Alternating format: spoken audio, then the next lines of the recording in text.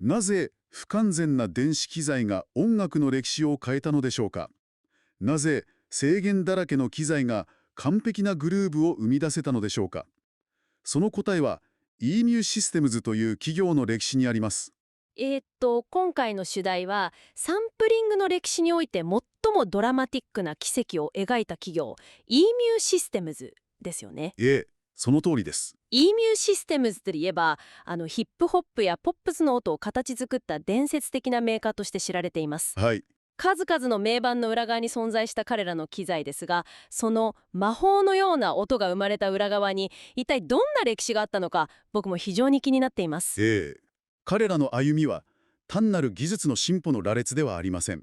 なるほど。本日はこの栄枯盛衰の奇跡を冷静かつ精緻に追っていきます。本編に入る前に、リスナーのあなたへ少しだけご案内をさせてください。どうぞ。この番組は教科書に載らない機材の内部構造やエンジニアたちの執念を紐解くことを使命としています。濃密なストーリーを見逃したくない方はチャンネル登録と高評価をお願いします。さて、彼らの魔法の源流を探るためには、まず1970年代初頭のシリコンバレーに遡る必要があります。1970年代のシリコンバレーですか？はい。電子工学の新たな波が押し寄せていたこの時代、創業者のデイブ・ロッサムは大学に設置されていたシンセサイザーに魅了されました。1970年代初頭のシンセサイザーといえば、まだ音楽の授業よりも電子工学の実験室に似合う存在でしたよね。まさにその通りです。彼もまたその未知の回路の可能性に強く惹かれたのでしょう。しかし彼は自らより優れた楽器を作ることを決意します。自ら作るですか？はい。驚くべきことに、彼は自宅のアパートを工房に改装し、特殊の巨大なモジュラシンセサイザーを作り始めたのです。アパートの一室で巨大な機材のハンダ付けをしている光景を想像すると、当時の熱気を象徴していますね。当時のモジュラシンセといえば、選ばれた人しか触れない特権的な機材でしたから。そうですよね。極めて専門的で、手探りの実験室のような世界だと僕は想像します。まさにその手探りの実験の中から彼らの歴史は動き出します。しかしここで面白いのは、当時の E-mu が華やかな自社ブランドの楽器を市場に売り出すメーカーではなかったという点です。彼らは主に技術提供や設計引き受けを収益源とするエンジニアリング企業だったんです。なるほど。他社のブランドの裏側で回路設計を請け負う、いわば頭脳集団として会社を成り立たせていたのですね。その通りです。そして1973年、彼らはデジタルスキャン鍵盤技術という画期的な仕組みを開発します。他社の名機であるプロフェット5にはこの技術が提供されました。ここで少し立ち止まってもいいですか？はい、何でしょデジタルスキャン鍵盤技術という言葉が出てきましたが、現代の感覚だと鍵盤を押せば音が鳴るのは当たり前に思えます。う。そうですね。今は不思議に思わないでしょなぜ1973年当時これが画期的だったのでしょうか？正直なところ、何がそこまで難しい技術だったのかすぐにはピンときません。う。無理もありません。当時の純粋なアナログシンセサイザーの世界では、複数の音を同時に鳴らすポリフォニック化が最大の壁だったんです。複数の音、つまり和音を鳴らすことですね。全てをアナログの配線で行おうとすると、鍵盤一つ一つに独立した発信機やフィルターを物理的につなぐ必要がありました。なるほど。そうなると、巨大で複雑な配線お化けになってしまうんです。和音を弾くための物理的なスペースとコストが膨大になってしまうわけですね。その通りです。そこで E-mu のエンジニアたちは、マイクロプロセッサーを使って、鍵盤の接点の状態をマトリクス上に高速でスキャンしました。高速でスキャンしてどうするのでしょうか？どの鍵盤が押されたかをデジタル信号として処理して、限られたアナログ回路に効率よく音を割り振る仕組みを発明したんです。つまり、物理的な無茶をデジタルの頭脳でスマートに解決したわけですね。そういうことです。ポリフォニックシンセサイザーの歴史を変えた金字塔、プロフェット5の心臓部に E-mu の裏方の技術が静かに息づいていたとは驚きです。はい。そして、そのプロフェット5の成功から得られた特許収入が、彼らが次に挑戦するサンプラー開発の大きな軍資金になったんです。なるほど。裏方として安定した地位と資金源を築きつつあった彼らが、なぜ自らサンプラーという未知の領域に挑むことになったのでしょうか。その転機となる出来事をさらに深く紐解いていきましょうか。はい。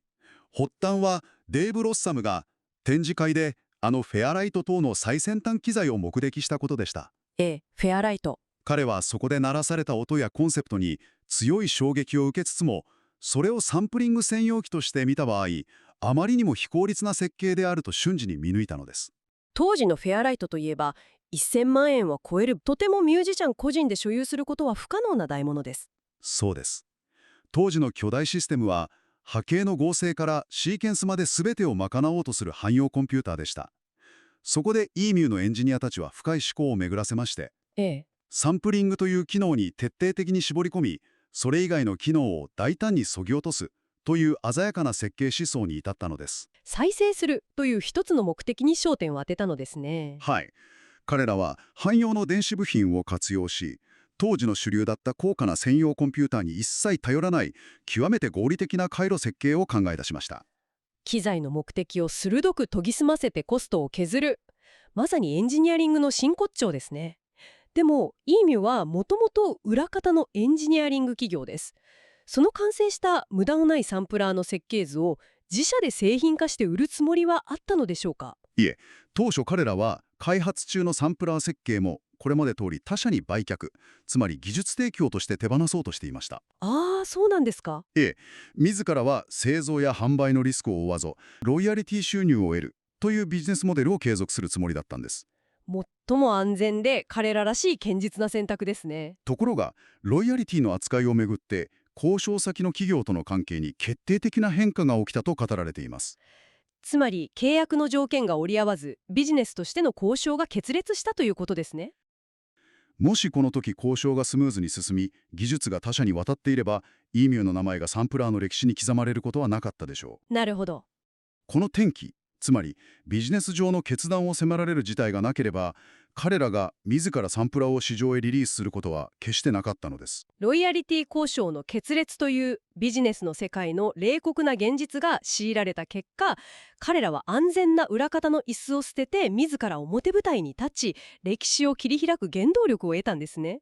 この不器用にも見える回り道こそが運命の決定的な分かれ道だったのですね。はい。外部環境の変化によって自らの足で立つことを決断した。これが音楽史を大きく動かす第二幕の始まりとなります。自社でのリリースを覚悟した彼らはいかにして歴史を動かしたのでしょうか。1981年、彼らはついに初の自社製サンプラー、エミュレーター1を世に送り出しました。そして最も衝撃的だったのはその価格設定です。いくらだったんですか？当時のサンプラー市場の常識を根底から覆し、なんと1万ドル以下に抑え込んだのです。1万ドル以下。当時のレートを考えても1000万円の壁を見事に粉砕したわけですね。そうなります。一部の限られた特権階級のものだったサンプラーという技術がようやくプロのミュージシャンの手の届く領域へと引き下げられた瞬間です。はい。そしてこの年の展示会で発表されたエミュレーター1は、すぐにある大物ミュージシャンの目に留まりました。それがスティービー・ワンダーです。スティービー・ワンダー。彼は後にカーツワイルと組んで独自のシンセサイザーやサンプリング技術を発展させていくイメージが非常に強いですが、実はE-muの初期にも深く関わっていたのですね。実は1981年の発表当時に、いち早くこのエミュレーターを導入したアーティストの一人こそが彼だったのです。なるほど。当時のトップミュージシャンが実際に自身の制作現場でこの機材を使っていたという事実は音楽業界において計り知れない影響力を持ちました。サンプリング技術の可能性を強く印象づけ、音楽制作の現場へ急速に広がっていく契機となったのです。あなたも想像してみてください。たった一人のトップアーティストが展示会で見出した機材が、瞬く間に音楽業界全体の制作プロセスを塗り替えてしまう、まさに歴史が動いた瞬間ですね。ええ。しかし、エミュレーター1の事実としてのスペックを見ると、現代からすれば非常に驚かされます。どのようなスペックだったんですか？解像度はわずか8ビット。サンプリング周波数も 27kHz 程度でした。8ビットで 27kHz ですか。現代の私たちが聞いている CD 音質が16ビットの 44.1kHz ですから、情報量は圧倒的に少なく非常に荒い音ですよね。その通りです。ここが EM の歴史において最も興味深い工学的なポイントだと僕は考えます。普通に考えればそんな低解像度のデジタルデータはただのノイズだらけの音になりそうなものですよね。はい。なぜその荒い8ビットの音が逆に音楽的だったのでしょうか？その魔法の正体は、心臓部に組み込まれた SSM2045 というアナログフィルターにあります。アナログフィルターですか？イームはデジタルのざらついたエッジをこの優れたアナログフィルターに通すことで、まるで紙やすりで磨くように丸く整えていたんです。デジタルの不器用な部分をモジュラー時代に培ったアナログ回路の技術で見事に保管していたのですね。まさにその通りです。粗さを隠すのではなく、アナログの温かみを持った音楽的な響きへと変換していたわけです。アナログとデジタルのハイブリッドによる見事な錬金術ですね。はい。このモジュラー時代に培った技術による保管を経て、続くエミュレーター2では大きな進化を遂げます。瞬く間に時代を象徴する音になっていくわけですね。そしてついに16ビット化を遂げたエミュレーター3によってハイエンド路線の確立を果たします。同時に市場戦略も見事でしたよね。はい。同時期に低価格帯のサンプラーである EMAX シリーズも展開し、プロから広い層へ普及させていきました。1984年、上昇気流に乗っていた E ミューに突如として真の価格破壊が襲来します。エンソニク社によるサンプラー、ミラージュの登場ですね。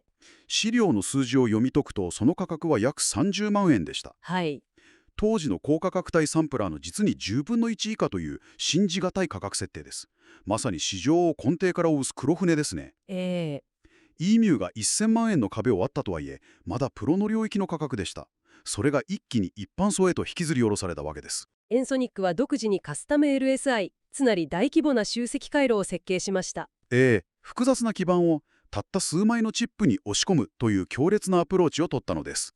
音質は8ビットと荒削りでしたが、この価格差は市場の風景を一変させました。技術的な絶対優位性が大量生産とコストダウンという価格の暴力に飲み込まれる瞬間ですね。はい。僕としては純粋な高額の敗北をドキュメンタリーのように見せつけられるようで、非常に恐ろしさを感じます。そうですね。この圧倒的な価格差によって汎用サンプラー市場での主導権を失っていった E ミューは生き残るために一体どこへ軸足を移したのでしょうか。彼らが選んだのは、かつて商業的な成功を収めた分野への回帰でした。と言いますと、1983年に発売し、同社にとって初の大きな量産製品ヒットとなっていたデジタルドラムマシン、ドラムレーターの領域ですね。なるほど。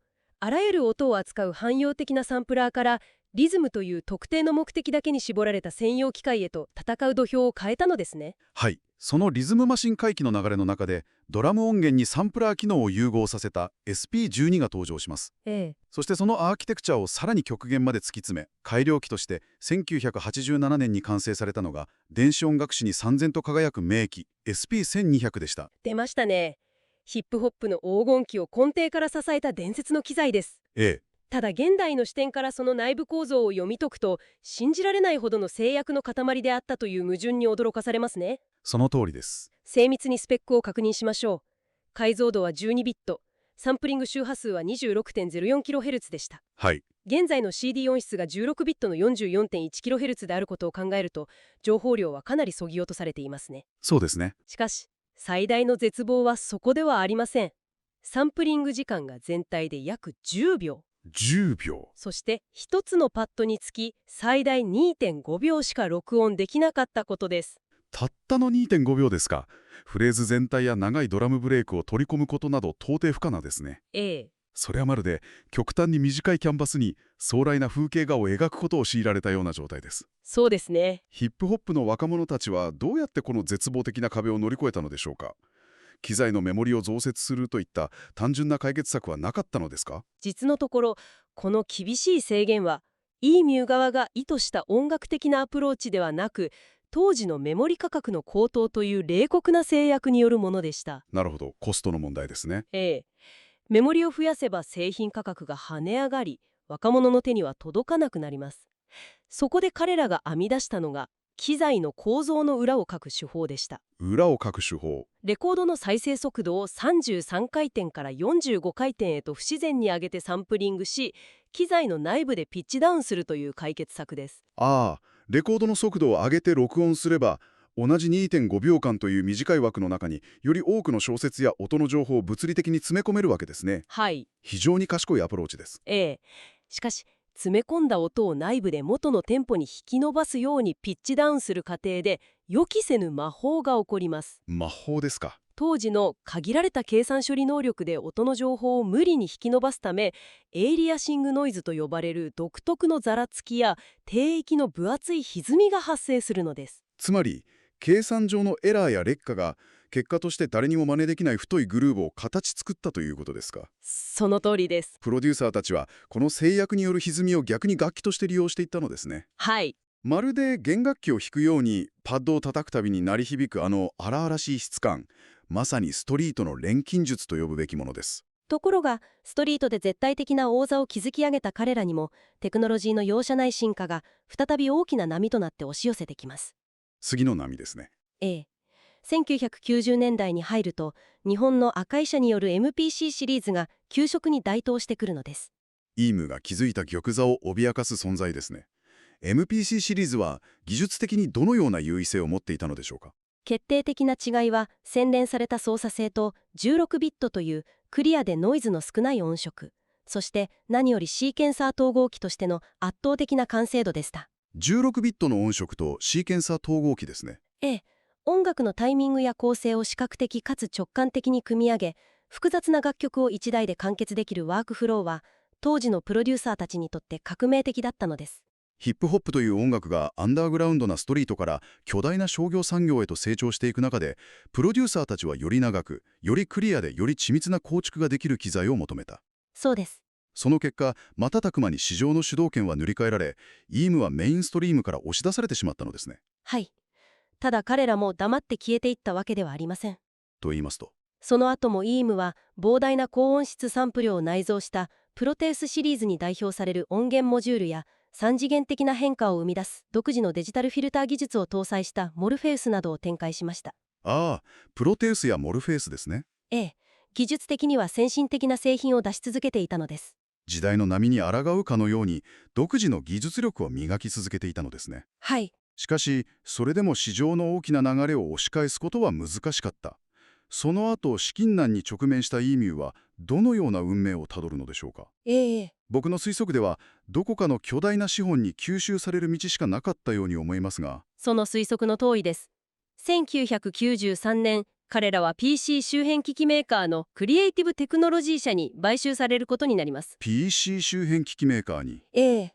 さらに1998年には、かつて彼らを苦しめた宿敵エンソニック社も同社に買収され、統合吸収されることになったのです。かつてミラージの価格破壊で自己を窮地に追い込んだライバルと同じ傘に入り、最終的には飲み込むあるいは飲み込まれる形になるなんて、本当にそうですね。市場原理が生み出した何とも皮肉な運命のいたずらですね。統合後、しばらくはイーミュー・エンソニックという形で両ブランドが併存していましたが、やがてエンソニックの名は製品ラインから少しずつ姿を消していきます。ええ。結果として PC 向けのオーディオインターフェースやソフトウェアの展開において、イーミューの名前だけが引き継がれていくことになりました。イーミューの名前だけが残ったのですね。はい。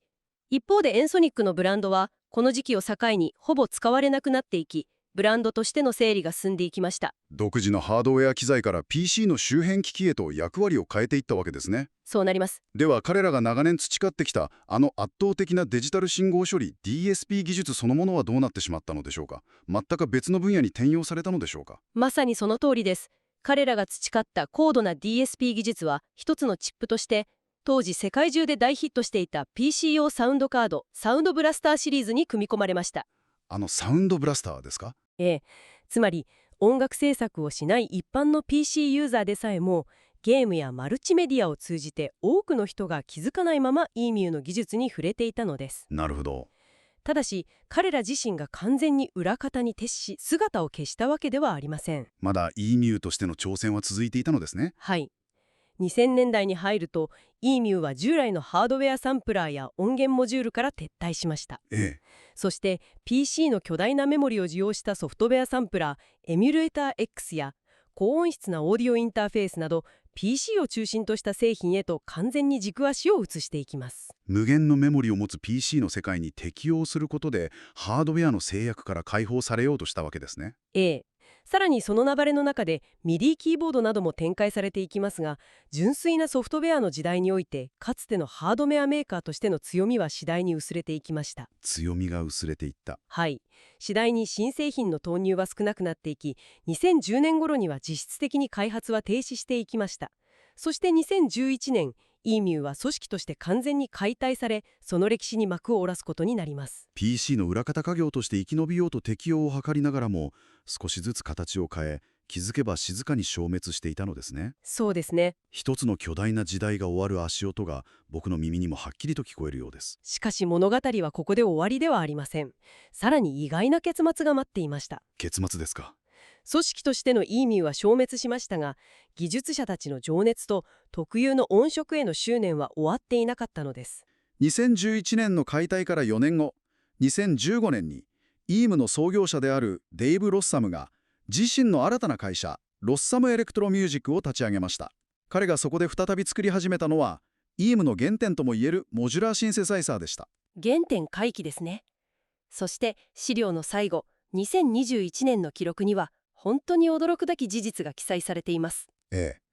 2021年、ロッサムエレクトロミュージックの手によって、あの SP1200 が SP1200 リーシューとして現代に復刻されました。あの名機がですか？はい。特筆すべきは、これが PC 上のソフトウェアプラグインや外見だけを似せた安価なレプリカではないという点です。